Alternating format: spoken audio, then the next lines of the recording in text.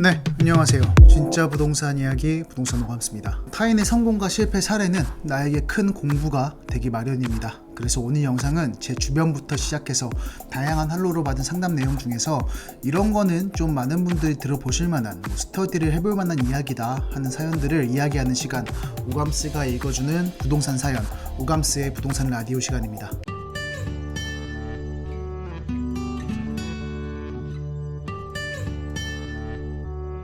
네, 오늘의 사연입니다.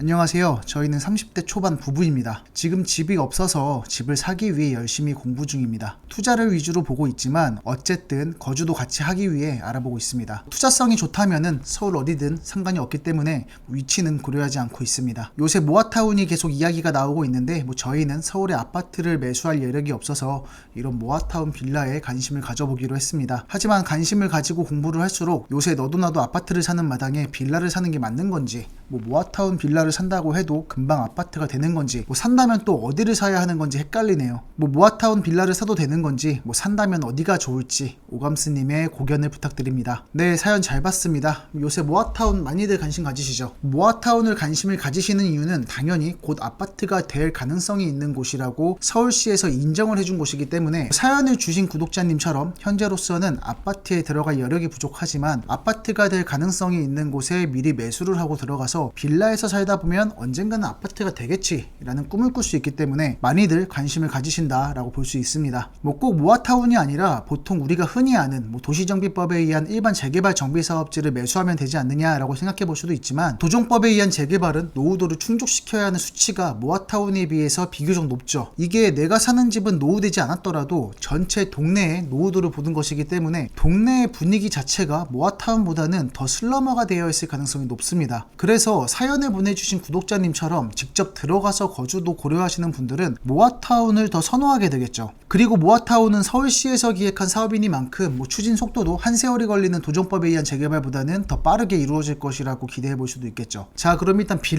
빌라에 대해서 짚고 넘어가 보겠습니다. 빌라는 주택이죠. 서울이 아파트 공화국이다, 아파트가 차고 넘친다라고 해도 비아파트에 거주하고 있는, 그러니까 빌라나 다가구 다세대 주택에 거주하고 있는 인구가 절반이 된다고 합니다. 그렇기 때문에 아파트와 빌라는 서로 대체제 관계를 이루고 있습니다. 하지만 많은 사람들이 아파트를 선호하는 만큼 높은 아파트 수요에 맞춰서 지속적으로 아파트가 더 많이 생겨날 것이라고는 예상해 볼 수도 있겠는데, 지방 같은 경우는 빈 땅이 많으니까 빈 땅에 아파트를 올릴 수 있겠죠. 하지만 서울은 빈 땅이 없기 때문에 우리가 지나가다 자주 볼 수 있는 빨간 벽돌집인 다세대 다가구나 빌라들을 부수고 아파트를 짓는다는 것입니다. 그런 의미에서 빌라는 아파트의 재료라고 볼 수도 있겠죠. 그래서 구독자님이 말씀하신 대로 서울의 모아타운에 관심을 가지는 것은 저는 긍정적으로 보고 있습니다. 특히나 어차피 거주도 같이 고려하시는 분들에게는 현재 정비사업 시장이 좋지 않더라도 추후 상황이 좋아질 때까지 거주를 하면 되기 때문에 사연을 보내주신 구독자님이 니즈하고 맞다고 보여집니다. 하지만 아무래도 빌라는 가치 예측이 어렵고 비교가 어렵기 때문에 많은 스터디가 필요하겠죠. 제가 일전에 올린 빌라 투자의 모든 것이라는 영상을 혹시 안 보셨다면 한번 보고 오셔서 이 영상을 이어서 보시기를 바라겠습니다.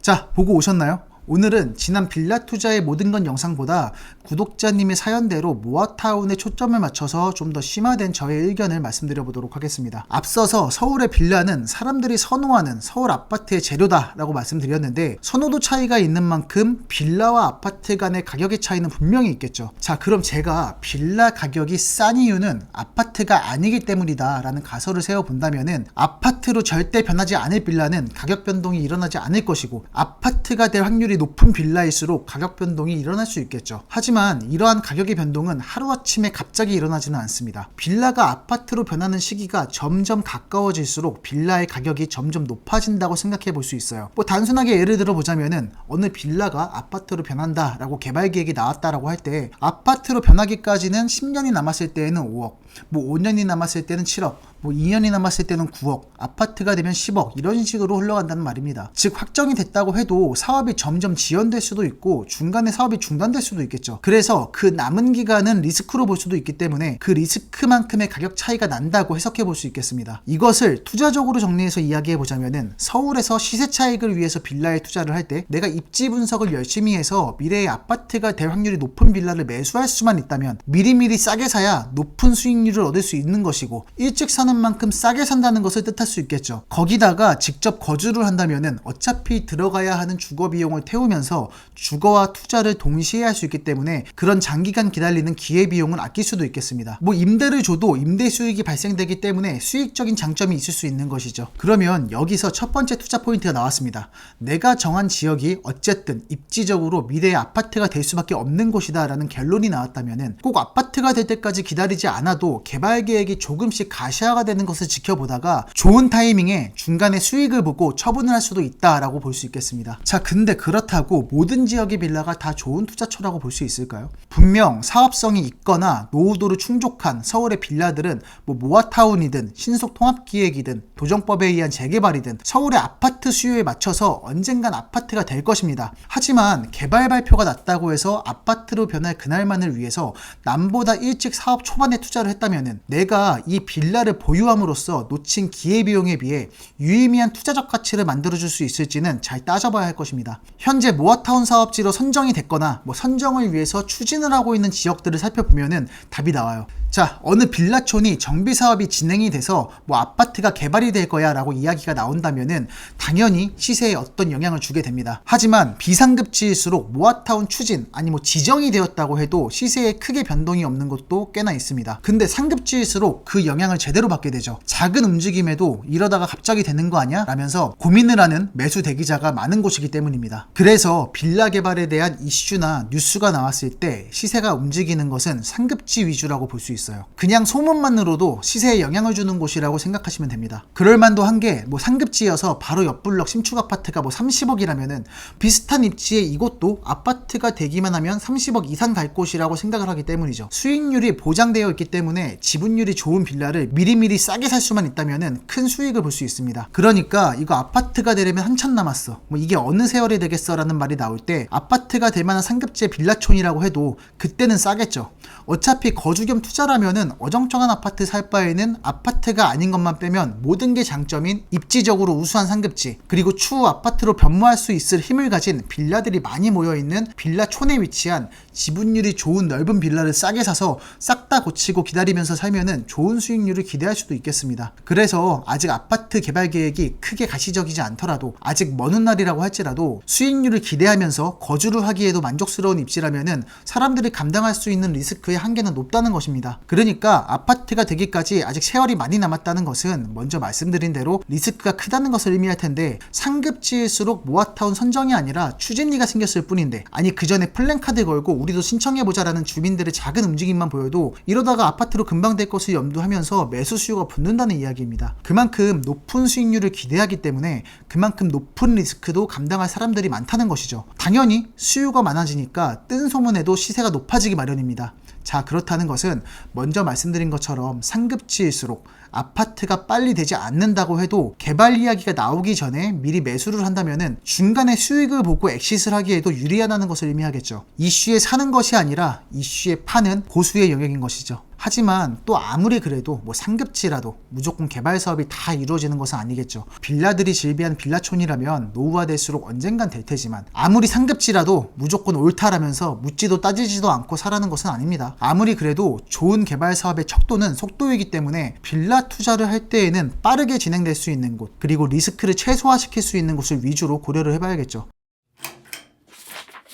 그럼 다시 구독자님의 사연을 정리해 보겠습니다. 첫 번째로 현재 서울의 아파트를 매수하기 어렵다면은 모아타운에 투자를 하는 것이 맞는가? 물론 경기도권에도 좋은 아파트 투자처가 많이 있습니다. 하지만 서울에 투자를 하고자 한다면은 모아타운을 고려하는 것도 좋습니다. 거주까지 고려를 하시는 상황이시고 특히나 아직은 30대 초반이시니까 앞으로는 몇십 년의 인컴이 계속 발생하실 것이라고 예상이 되기 때문에 모아타운 예정지이든 아니든 앞으로 개발 가능성이 높은 좋은 입지에 빌라 투자를 하시는 것도 긍정적이라고 보고 있습니다. 두 번째로 모아타운 빌라를 산다고 해도 금방 관리방 아파트가 되는 건지, 산다면 또 어디를 사야 하는 건지 헷갈린다고 하셨는데, 이 두 질문은 하나의 답변으로 말씀드릴 수 있을 것 같습니다. 먼저 말씀드린 대로 작은 소문에도 매수 대기자가 움직일 수 있는 상급지의 빌라를 투자하는 것에 의견을 드리도록 하겠습니다. 모아타운이 이미 정해진 곳이라면 좋겠지만 상급지의 모아타운 지역은 말씀드린 것처럼 이미 시세가 어느 정도 붙은 상황의 것이기 때문에 금액적으로 맞지 않을 때에는 현재 모아타운을 추진하고 있는 지역도 고려할 수 있겠습니다. 그렇다면 먼저 말씀드린 것처럼 빌라 투자를 하는 데 있어서 중요한 것은 상급지 중에서도 추진 속도가 빠르거나 리스크를 최대한 줄일 수 있는 곳을 투자해야 한다는 것인데, 어떻게 하면 이런 빌라 투자처를 알아볼 수 있을지 이야기해 보도록 하겠습니다. 첫 번째로 빌라 투자에서 추진 속도가 빠를 곳들을 자체적으로 알아볼 수 있는 방법은 현장 탐문을 하면서 분위기 파악을 해봐야 한다는 것입니다. 보통 정비사업의 초반 속도는 원주민들의 동의율입니다. 그렇기 때문에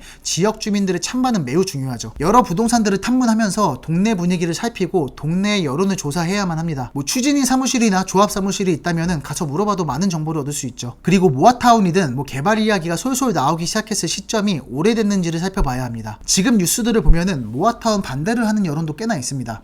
그럼 반대하는 원주민들은 왜 반대를 할까요?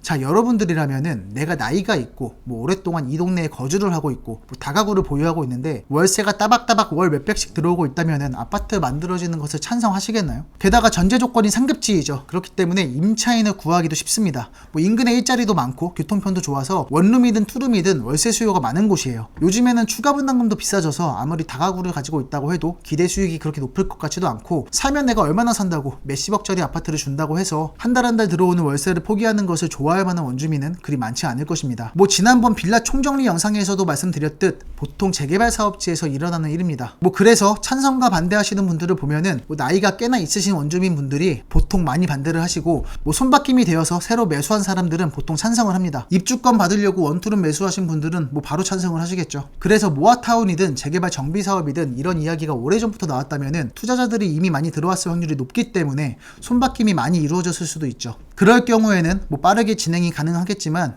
그렇지 않을 경우 개발 사업은 진행이 되어질 수밖에 없습니다. 두 번째로 빌라 투자에서 리스크를 줄이기 위해서는 역시나 노후도를 봐야 합니다. 현재는 모아타운이 추진되는 곳이라고 할지라도 어느 정도 모아타운의 기준 이상으로 노후도가 조금은 더 있는 곳이 좋습니다.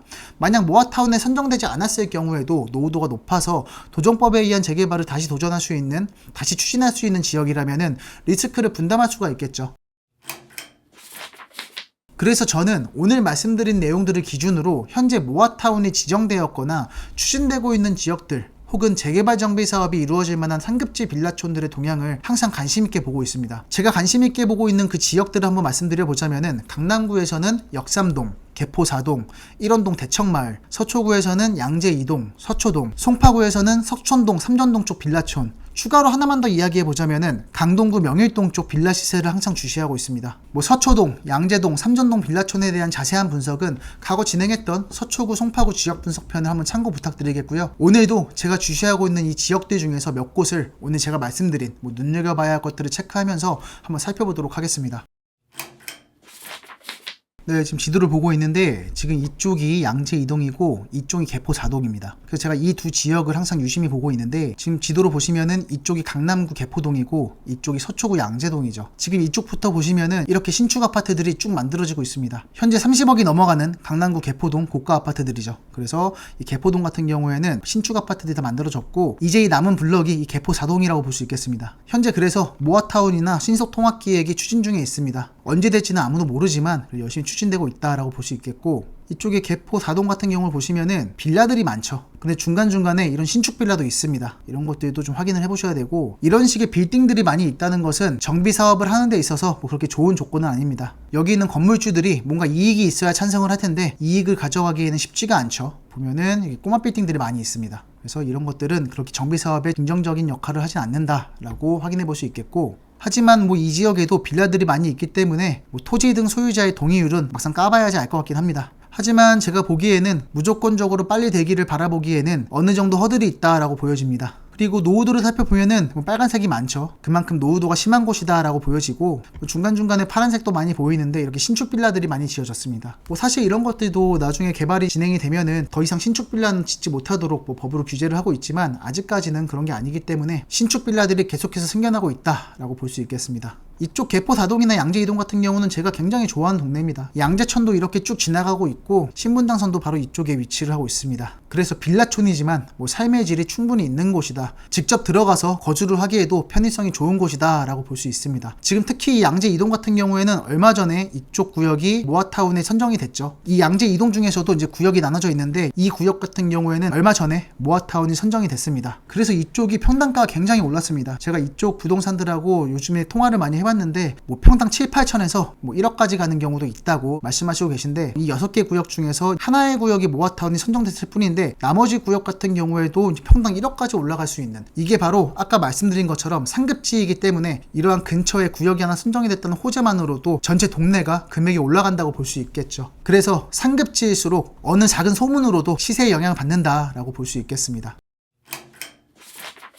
두 번째로는 강남구 1원동에 있는 대청마을이라고 불리는 곳입니다. 이쪽 같은 경우에도 양재이동 개포사동에서 쭉 우측으로 오면 있는 곳인데 이쪽 왼쪽에 이렇게 고가의 아파트들이 있죠. 뭐 DH자이 개포 아파트, 서울 개포 상록 스타일스 아파트, 뭐 레미안 개포루치하임 아파트, 이렇게 도로 하나를 두고 이제 고가의 아파트들이 자리하고 있는데, 그렇다면 당연히 이쪽 대청마을에 있는 빌라들은 욕심이 날 수밖에 없겠죠. 바로 옆 동네 아파트들이 이렇게 고가의 아파트로 자리 잡고 있는데 우리 빌라들도 힘 모아서 아파트로 만들자 하는 니즈가 강할 수밖에 없겠습니다. 사실 이 대청마을은 과거에서부터 뭐 재개발을 하겠다 뭐 이런 이야기는 굉장히 많은 곳입니다. 뭐 강남구의 마지막 남은 빌라촌이다. 그래서 뭐 국회의원 선거 때마다 뭐 이렇게 개발을 시키겠다 이런 이야기가 굉장히 많이 나왔던 곳인데, 그래서 현재까지 굉장히 많이 기다렸죠. 그래서 뭐 얼마 전에 모아타운으로도 뭐 신청을 하고 뭐 선정도 되고 뭐 이런 식으로 움직임이 굉장히 활발한 곳입니다. 제가 아까 말씀드렸죠. 이런 개발에 대한 이야기가 오래전부터 나온 곳을 찾아봐야지 반대를 하는 사람들이 많이 없을 수 있습니다. 왜냐면은 개발에 대한 이야기가 오래전부터 나왔기 때문에 투자자들이 이미 들어간 상태겠죠. 기존 원주민들이 상대적으로 많이 없을 수 있으니까 이러한 개발 계획이 언제부터 나왔는가, 이런 부분들도 충분히 살펴보시면서 투자 활동을 하시길 바라겠습니다.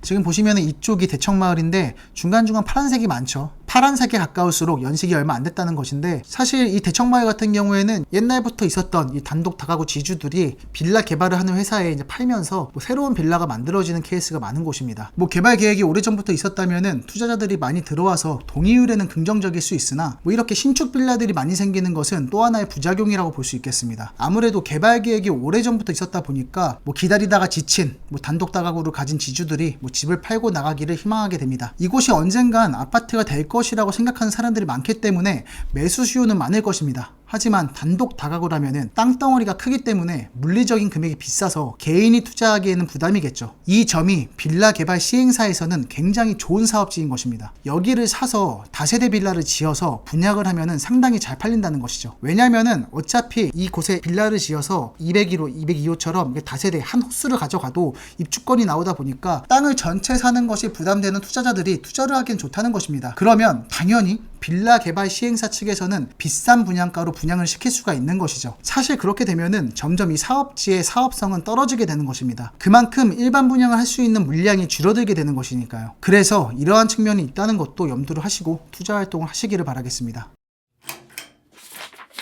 마지막으로 한 군데만 더 볼까요? 이쪽으로 쭉 가시면은 강동구 명일동이 있습니다. 이 명일 2동에 있는 빌라촌인데 이쪽도 제가 좀 주기적으로 보고 있습니다.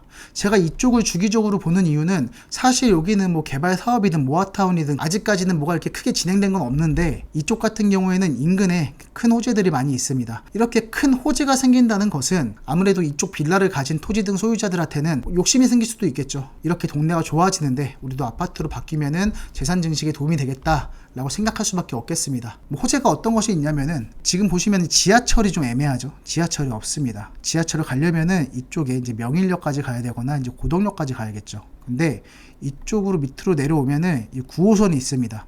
이제 9호선이 연장이 되죠. 9호선이 이렇게 쭉 연장이 되면서 이쪽에 여기 새로 생깁니다. 그렇게 되면은 이쪽 명일 2동은 초역세권 부지가 되는 것입니다. 로드뷰를 보시면은 이렇게 공사를 하고 있죠. 이쪽이 명일 2동 빌라촌인데 바로 앞에 지하철 공사를 하고 있습니다. 뭐 지하철이 인근에 있는데 또 다른 호선이 지나가는 것보다는 이렇게 지하철이 아예 없는데 새로 생길 때에는 그만큼 파급 효과가 더 배로 커집니다. 그렇기 때문에 이쪽 명일 2동을 굉장히 주시하고 있고, 이쪽 한영중학교, 한영외국어고등학교, 한영고등학교 이쪽 같은 경우에 학군이 좋기로 유명한 곳이죠. 제가 이 지역을 과거에 강동구 분석을 할 때 이쪽에 있는 있는 이 저층 아파트 단지를 말씀드리면서 이쪽 동네에 대해서 말씀드렸었는데, 이쪽에 있는 고급 빌라들은 금액이 비싸죠. 그래서 좀 더 소액으로 명일 이동에 있는 빌라촌도 대안이 될 수 있다라고 볼 수 있습니다. 그리고 이쪽에는 지하철 9호선이 위로 올라가서 이쪽 고덕 비즈밸리까지 이어지죠. 그래서 근거리에 이러한 대형 업무지구도 생기고, 이 9호선 자체가 강남과 여의도까지 관통하는 서울의 핵심 노선이기 때문에 이런 노선이 바로 내 집 앞에 생긴다는 것은 큰 호재라고 보여집니다. 이쪽도 보시면 이렇게 다가구 주택들이 아직도 많죠. 이런 단독 다가구나 다세대 주택들이 많이 있다는 것은 개발 사업을 하는 데 있어서는 긍정적인 요인이라고 볼 수 있습니다. 그렇기 때문에 이쪽 지역 같은 경우는 아직은 그렇게 모아타운이나 신소통합기획 이런 것들, 재개발 정비 사업들이 아직은 뭐 큰 움직임이 보이는 것 같지는 않지만, 이렇게 새로운 호재들이 생기면서 앞으로 이쪽 같은 경우에도 주민들의 동의율이 올라가지 않을까, 뭔가 사업이 진행될 수 있지 않을까, 그렇게 예상이 되어지는 지역입니다. 노후도를 보셔도 빨간색이 많이 있죠. 이런 중간중간 파란색 같은 경우에는 아까 말씀드린 것처럼 빌라 개발이 조금씩 진행된 것은 보이지만, 이 정도면은 제가 봤을 때에는 그래도 노후도가 높은 편이라고 보여집니다. 뭐 지도를 보셔도 이쪽도 아파트, 이쪽도 아파트, 이쪽도 아파트, 이쪽도 이제 단지형 빌라, 이쪽에 있는 명일 이동만 공동주택이 아니죠. 그리고 이쪽에 보시면 굉장히 녹지가 많습니다. 그래서 삶의 질도 좋고 학군도 좋고, 고덕 비즈밸리라는 대규모 업무 단지도 인근에 생기고, 강남과 여의도를 관통하는 지하철 9호선도 새로 생기는 입지이기 때문에, 그래서 이렇게 호재가 많은 이쪽 지역에 투자를 하고 싶은데, 아까 보신 것처럼 다 아파트고 고가의 빌라들이 질비하고 있는 지역이다 보니까 어느 정도 소액으로 접근하고 싶은 분들은 이쪽에 있는 명일 이동이 대안이 될 수도 있다라고 보여집니다.